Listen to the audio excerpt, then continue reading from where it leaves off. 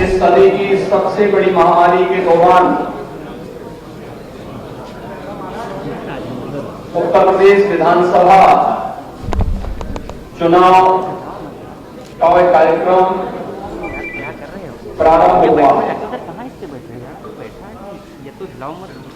यह एक परीक्षा है। आपदा के समय ये सर्वर देखिए, मुख्यमंत्री जी की स्पीच चल रही है। कैसे हम अपनी आवश्यकता के अनुरूप अवसर को तलाशते हैं, इसको देखने का भी और इसको प्रदर्शित करने का भी। मित्रों, अगर आप देखेंगे तो भारत का कोरोना प्रबंधन दुनिया के लिए एक मिसाल बना है। 135 करोड़ की आबादी का भारत कोरोना प्रबंधन में दुनिया के लिए नजीर बना है। आज भारत के अंदर कोविड प्रबंधन के कार्य को देश और दुनिया ने सराहा है। तो भारत के अंदर प्रधानमंत्री मोदी जी के ही नेतृत्व में, उनके मार्गदर्शन में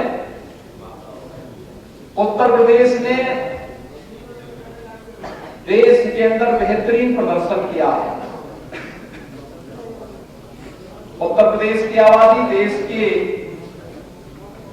किसी भी राज्य की आबादी से कई गुना ज्यादा है और 25 करोड़ की आबादी को बचाने के लिए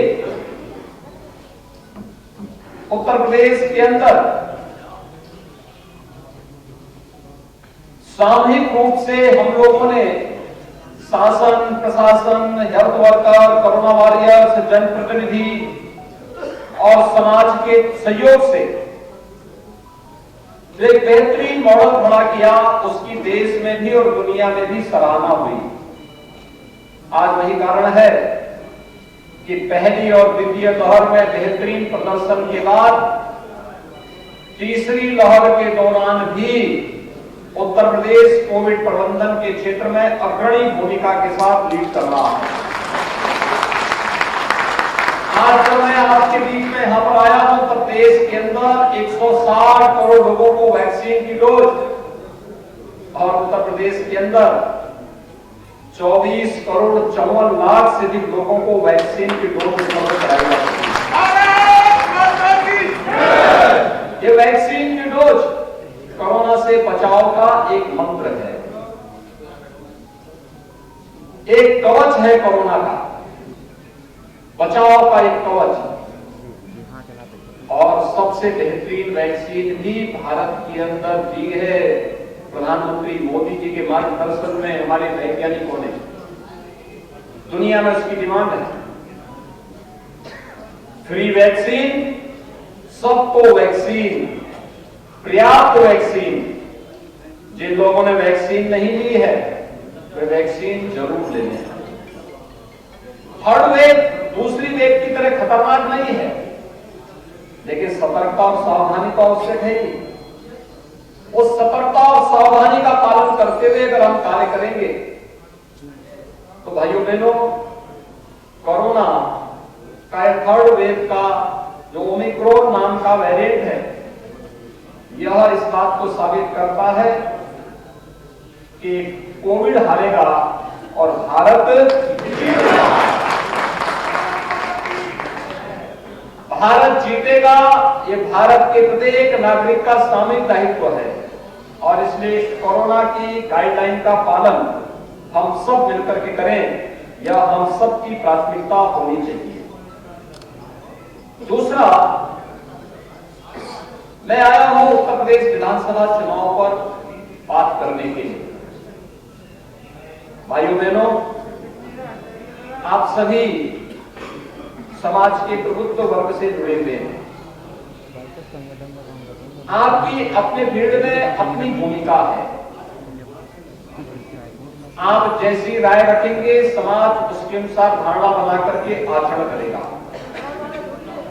समाज उसका अनुसरण करेगा और आपकी उन भावनाओं के अनुरूप उनका आचरण समाज को आगे बढ़ाने में मदद करेगा। बदलते हुए भारत का, नए भारत के नए उत्तर प्रदेश को आपने सदैव महसूस किया होगा। ये वही उत्तर प्रदेश है 2017 के पहले, जहां कानून का राज नहीं बल्कि गुंडे, अपराधियों और दंगाइयों का राज हुआ करता था, उपद्रवियों का राज हुआ करता था। हर तीसरे दिन एक दंगा होता था, अराजकता चरम पर थी, बहुबेटियां सुरक्षित नहीं थी, पर्व और त्योहार शांतिपूर्ण तरीके से नहीं मनाए जाते थे, विकास योजनाओं में भ्रष्टाचार का बोलबाला था, महापुरुषों का अपमान होता था, गरीबों को शासन की योजनाओं का लाभ नहीं मिलता था।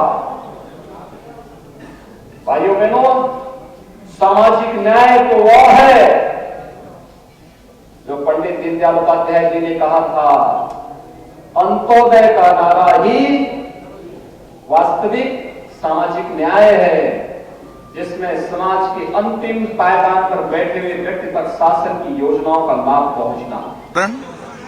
घर घर जाकर भारतीय जनता पार्टी का पर्चा कर यहां से हमारी प्रत्याशी रुगांका सिंह का प्रचार करने की शुरुआत करी। मैं कैराना 2014 जनवरी के बाद पहली बार आया हूं। कैराना आकर आज का माहौल हृदय को बड़ी शांति मिलती है।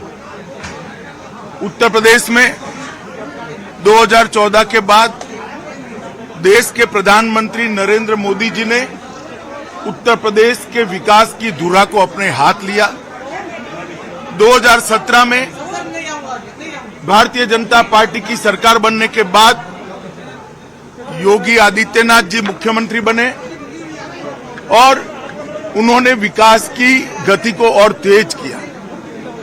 समग्र प्रदेश के अंदर विकास की एक नई उत्साह की लहर दिखाई दे पड़ती। ढेर सारे रोड, ढेर सारे एयरपोर्ट्स, मेडिकल कॉलेज, हर गरीब के घर में गैस, हर गरीब के घर में शौचालय, हर गरीब के घर में लाइट, हर गरीब को प्रधानमंत्री आयुष्मान भारत योजना का कार्ड, कोरोना के समय में हर व्यक्ति को मुफ्त टीका, हर व्यक्ति को मुफ्त राशन, ये सारी योजनाएं उत्तर प्रदेश में मोदी जी ने जो भेजी है, योगी जी ने नीचे तक उसको लागू किया। मगर कोई भी प्रदेश हो, इसके विकास की प्राथमिक शर्त होती है कि वहां कानून और व्यवस्था की स्थिति ठीक हो। यही कोरोना है, कैराना है, जहां पहले से लोग पलायन कर रहे हैं। आज मैं जब राउंड लेने निकला, उन्होंने कहा मोदी जी की कृपा हो गई, भाजपा की सरकार बनी, योगी जी ने कानून और व्यवस्था को सुधारा है, हमें पलायन करने वाले पलायन कर गए। ये जो आत्मविश्वास उत्तर प्रदेश की जनता में मैं देख रहा हूं, मुझे लगता है कि आने वाले दिनों में उत्तर प्रदेश भारत का सबसे विकसित राज्य बनने जा रहा है। आज अभी मैं मित्तल परिवार के साथ बैठा था, कभी उनको भी पलायन करना पड़ा था। बड़े इत्मीनान से परिवार के 11 सदस्य मेरे साथ बैठे। उन्होंने कहा अब हमें कोई भय नहीं है, सब शांति से यहाँ अपना व्यापार कारोबार कर रहे हैं। मैं उत्तर प्रदेश की जनता को बताना चाहता हूं कि उत्तर प्रदेश में कानून और व्यवस्था की स्थिति को बरकरार रखना है, उत्तर प्रदेश में तुष्टीकरण को खत्म करना है, उत्तर प्रदेश में एक जाति के लिए काम करने वाली सरकारों की प्रथाओं को खत्म करना है और मोदी जी के नेतृत्व में उत्तर प्रदेश का विकास करना है। तो फिर से एक बार यहाँ योगी आदित्यनाथ के नेतृत्व में भारतीय जनता पार्टी की सरकार प्रचंड बहुमत से बनानी है। पश्चिम में 10 तारीख को चुनाव है। मैं पश्चिम उत्तर प्रदेश के सभी मतदाताओं को भारतीय जनता पार्टी की ओर से करबद्ध निवेदन करता हूं कि कहीं कोरोना के कारण हमारे कार्यकर्ता अब तक न पहुंच पाए तो आप भारतीय जनता पार्टी के ये 5 साल के परिश्रम, मोदी जी के 7.5 साल के परिश्रम को ध्यान में रखकर सुबह सुबह ही कमल के निशान पर बटन दबाकर प्रचंड बहुमत से भारतीय जनता पार्टी की सरकार यहां पर बनी। मौसम की विपरीत परिस्थितियों के बावजूद कोरोना महामारी की चुनौती और उससे उत्पन्न तमाम प्रकार के संक्रमण के उस दौर से भी आप इस कार्यक्रम में उपस्थित हुए हैं। मैं हृदय से आप सबको धन्यवाद भी देता हूं। भाइयों बहनों, भारत का कोरोना प्रबंधन प्रधानमंत्री मोदी जी के नेतृत्व में देश और दुनिया ने सराहा है। पूरी दुनिया ने इस बात को स्वीकार किया है कि भारत की आबादी 135 करोड़ की विशाल आबादी के बावजूद जीवन और जीविका को बचाने का जो मंत्र प्रधानमंत्री मोदी जी ने देशवासियों को दिया था, आज दुनिया भी उसका लोहा मान रही है।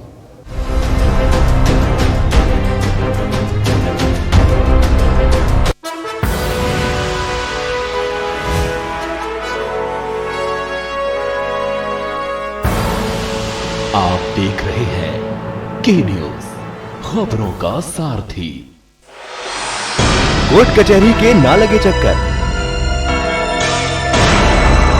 सबसे अधिक यही है बेहतर। लेकिन बढ़ ही जाए पाला तो कहां जाए, क्या करें? घबराए नहीं, अब हर मुश्किल होगी आसान। के न्यूज इंडिया पर वकील आपका देगा समाधान। कीजिए कॉल, पूछिए अपने सवाल 0512 23900031 और 0512 23900032। वकील आपका हर रविवार दोपहर 3 बजे केवल के न्यूज इंडिया पर। आप देख रहे हैं के न्यूज, खबरों का सारथी।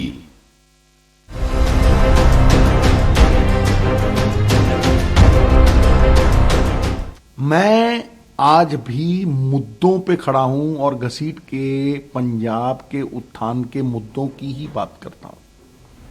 आज जो मैं बात करने जा रहा हूं वो सबसे इंपॉर्टेंट है, क्योंकि मुझे लगता है सबसे बड़ी अहमियत इस इलेक्शन में रोजगार की होगी। रोजगार के साथ साथ हमारी 3 पीढ़ियां नाश हुई। पहली आतंकवाद ने खा ली, उसके बाद दूसरी पीढ़ी नशे के दरिया में डूब गई और तीसरी 70,000 करोड़ के एसेट्स बेच के बाहर विदेशों में सेटल हो रही है और मां बाप को भी वहां ले जा रही है। Lack of opportunities, talent is nothing without opportunity. Talent has to be disciplined, harnessed.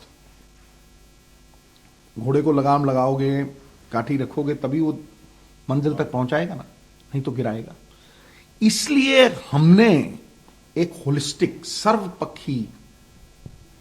सर्वपक्ष को ध्यान में रखते हुए हर एक आदमी, हर एक नौजवान और किसान की आत्मनिर्भरता की बात की है कि वो ना सिर्फ नौकरी देगा बल्कि नौकरी मांगेगा नहीं। आम लोगों में एक प्रथा है कि भाई नौकरी मांगने गया है, डिग्री लेके नौकरी नहीं मिलती। मैं कहता हूं वो नौकरी नहीं मांगेगा, वो नौकरी देने वाला बन जाएगा।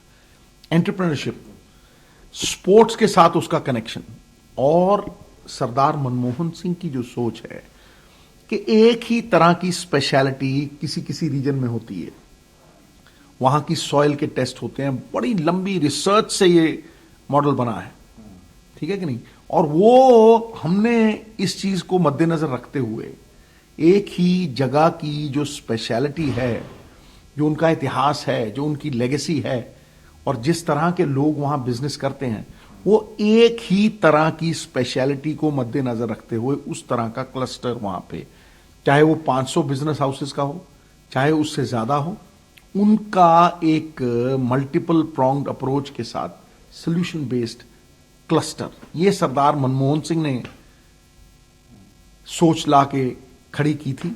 और ये पंजाब मॉडल उस सोच को और आगे बढ़ाता है, on the basis of skill, on the basis of speciality, on the basis of one common thing that particular region has. चाहे उसको हमने क्रॉप पैटर्न की बात करें, सॉइल की बात करें, लैंड की बात करें, और वहां एक उगने वाली चीज हो, जैसे राजस्थान के पास जो पंजाब का बॉर्डर है वहां कपास उगती है, कई एरियाज हैं जहां सिर्फ आलू है, कई जगह पे सिर्फ मक्की उगती है ड्राई एरिड जोन्स में। तो उनको हम प्रोसेसिंग कैसे करके टमाटर से सॉस कैसे बना सकते हैं, आलूओं से चिप्स कैसे बना सकते हैं, फूड डेरिवेटिव्स कैसे बना सकते हैं, तो ये सब जो स्किल ओरिएंटेड एंटरप्रेन्योरशिप है, ये युवाओं के लिए हम एक ऐसी अपॉर्चुनिटी क्रिएट करने जा रहे हैं कि किसी नौजवान को बाहर जाने की जरूरत नहीं पड़ेगी। चुनाव के सहप्रभारी केंद्रीय मंत्री माननीय श्री अनुराग ठाकुर जी, प्रदेश सरकार में मेरे वरिष्ठ सहयोगी उप मुख्यमंत्री श्री केशव प्रसाद मौर्य जी, देश के महामंत्री श्री गोविंद नारायण शुक्ल जी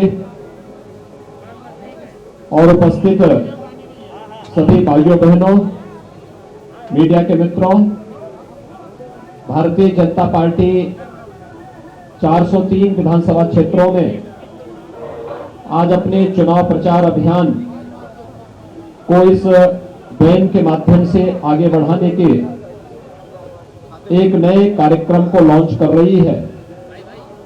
मैं इस अवसर पर आप सबका हृदय से अभिनंदन करता हूं। भारतीय जनता पार्टी ने, डबल इंजन की सरकार ने जो कहा सो करके दिखाया। आपने और प्रदेश की 25 करोड़ की आबादी ने देखा है कि 2017 के पहले प्रदेश में व्यापारी, संभ्रांत नागरिक और सामान्य नागरिक पलायन करते थे, प्रदेश की प्रगति अवरुद्ध हो गई थी। लेकिन 2017 के बाद अपराधी पलायन कर रहे हैं। प्रदेश प्रगति के एक नए प्रतिमान स्थापित करते हुए आज देश की अग्रणी अर्थव्यवस्था के रूप में प्रदेश की 25 करोड़ जनता के जीवन में खुशहाली लाने के जिस नए अभियान के साथ आगे बढ़ी है कि उत्तर प्रदेश में 300 यूनिट फ्री बिजली दी जाएगी और साथ ही साथ किसान के लिए सिंचाई मुफ्त होगी। फिर लैपटॉप को लेकर के भी समाजवादी पार्टी ने ये कहा कि जिस तरीके से पूर्व में समाजवादी पार्टी ने बच्चों को पढ़ने के लिए, जो आगे की पढ़ाई करने के लिए जा रहे हैं, उनको लैपटॉप से मदद करने के लिए लैपटॉप दिया जाएगा। और वो स्कीम ऐतिहासिक स्कीम थी। बड़े पैमाने पर नौजवानों को जो आगे की पढ़ाई पढ़ रहे थे उन्हें लैपटॉप दिया गया था। और आज भी इतने वर्षों के बाद जब हम लोग गांव में जाते हैं, किसी मोहल्ले में जाते हैं, तो वो लैपटॉप देखने को मिलता है। एक एक लैपटॉप की एक कहानी है। अगर हम पूरा देखें कि उस लैपटॉप से क्या क्या पढ़ाई में या रोजगार में या नौकरी में मदद मिली है, एक एक लैपटॉप की अपनी कहानी है। परिवार में किस तरीके से न केवल बच्चे ने, बहन ने, भाई ने, परिवार के सब लोगों को मदद मिली है। और जिस समय लॉकडाउन लगा, कोविड प्रोटोकॉल के तहत सब ऑफिसेज बंद हो गए, स्कूल बंद हो गए, मुझे खुशी है इस बात की, बहुत सी जगह से जानकारी मिलती थी कि समाजवादी सरकार का दिया हुआ लैपटॉप अभी भी चल रहा है और हमारे काम आ रहा है। समाजवादी सरकार थी तो आईटी सेक्टर में क्या बढ़ावा दे सकते हैं, उसके लिए रास्ता बनाया था। चक गजरिया फार्म में एचसीएल का सबसे पहला इन्वेस्टमेंट आया था। और एचसीएल इन्वेस्टमेंट के आने से लखनऊ जैसा शहर आईटी हब के नाम से भी जाना जा सकता था अगर इस काम को और आगे बढ़ाया जाता। जितना समाजवादी सरकार में उस समय काम हुआ था उससे आगे सरकार ने नहीं बढ़ाया। केवल एचसीएल कैंपस में लगभग 5000 से ज्यादा लोग नौकरी कर रहे हैं, उन्हें रोजगार मिला है। जो डायरेक्ट नौकरियां मिली हैं एचसीएल कैंपस में वो 5000 से ज्यादा हैं। उसके साथ कितनों को और नौकरी रोजगार मिला होगा उसकी संख्या भी नहीं कैलकुलेट हुई है। लेकिन कैंपस में आज अगर हम जाएं और आकलन करें तो 5000 से ज्यादा लोगों को डायरेक्ट नौकरियां मिली हैं, डायरेक्ट रोजगार मिला है। वह संगठन आदि से गठबंधन किए हुए यहाँ अकेले ही अपने बलबूते पर पूरी तैयारी व दमदारी के साथ लड़े हैं। लेकिन पंजाब स्टेट में हमारी पार्टी अकाली दल के साथ गठबंधन करके ये चुनाव लड़ रही है। मुझे पूरा भरोसा है कि उत्तर प्रदेश व उत्तराखंड स्टेट में यहाँ हमारी पार्टी तथा पंजाब स्टेट में भी हमारा बना ये गठबंधन जरूर अच्छा रिजल्ट दिखाएगा। हालांकि इस बार ये चुनाव कोरोना प्रकोप के चलते हुए ही हो रहा है। ऐसे में पार्टी के लोगों से मेरी यही अपील है कि वे मुख्य चुनाव आयोग द्वारा जारी किए गए कोरोना नियमों का पालन करते हुए अपनी पार्टी के सभी चरणों के सभी 7 चरणों के उम्मीदवारों को जरूर जिताएं। तभी फिर खासकर यहाँ यूपी में बीएसपी की अपनी सर्वजन हिताय व सर्वजन सुखाय की सरकार बन सकती है। और तभी फिर यहाँ परम पूज्य बाबा साहब डॉक्टर भीमराव अंबेडकर एवं मान्यवर श्री कांशीराम जी आदि का भी सपना जरूर सही साकार हो सकता है।